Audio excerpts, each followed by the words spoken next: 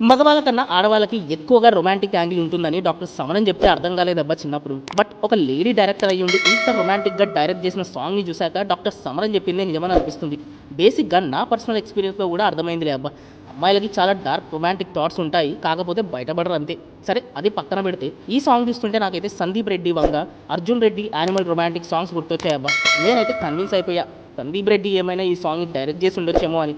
ఈ సాంగ్ సినిమాలోని ఒక కోర్ పాయింట్ని కూడా చెప్పేశారబ్బా. సాంగ్లో జస్ట్ రొమాంటిక్ లస్ట్ మాత్రమే కాకుండా ఫుల్లీ కమర్షియల్ ఎదవలకు కూడా ఒక మంచి లవ్ స్టోరీ ఉంటుందని, అది వాడిని కూడా బాధపెడుతుందని చూపించారబ్బా. సాంగ్ విజువల్స్ నిజానికి అంత వల్గర్గా ఏం లేదు, జస్ట్ వాళ్ళ మధ్య intense chemistry, video composition, sound and lyrics అన్నీ కలిపి సాంగ్ని చాలా వైల్డ్గా ఉన్నట్టు ప్రజెంట్ చేస్తుంది అంతే. ఒక ఫన్ ఫ్యాక్ట్ అబ్బా, ఈ క్యారెక్టర్ యాక్చువల్లీ నయనతారకి ఆఫర్ చేశారంట ఫస్ట్. నయనతార ఒప్పుకోలేదంట.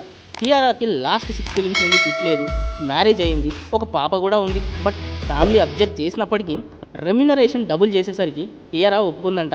సేమ్ సాంగ్కి నయనతారకి 10 crores ఆఫర్ చేస్తే రిజెక్ట్ చేసిందంటబ్బా. బట్ నయనతారాని ఎలా అయినా ఈ సినిమాలో పెట్టుకోవాలని వేరే క్యారెక్టర్ ఆఫర్ చేశారంట. ఇదంతా నెట్లో జరిగిందే అబ్బా. అది ఎంతవరకు నిజమో నాకైతే తెలియదు.